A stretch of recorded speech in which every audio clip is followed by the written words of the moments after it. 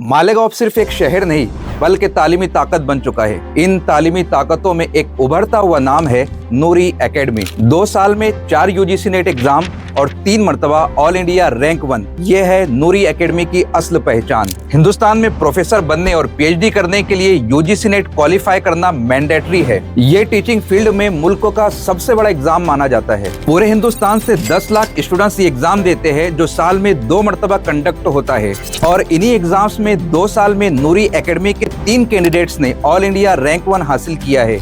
2024 में अरीफा जान और नजफ अली ने और 2025 में मुर्तजा हैदरी ने उर्दू मजमून में पहला मकाम हासिल किया है। ये कामयाबी किसी एक दिन की मेहनत नहीं बल्कि स्ट्रॉन्ग प्रिपरेशन, परफेक्ट गाइडेंस और नूरी एकेडमी के क्लियर एकेडमिक विजन का नतीजा है। ये कामयाबी सिर्फ नूरी एकेडमी की नहीं पूरे मालेगांव की है। ये सिर्फ स्टूडेंट्स की सक्सेस स्टोरी नहीं बल्कि मालेगांव के ब्राइट फ्यूचर का ऐलान है।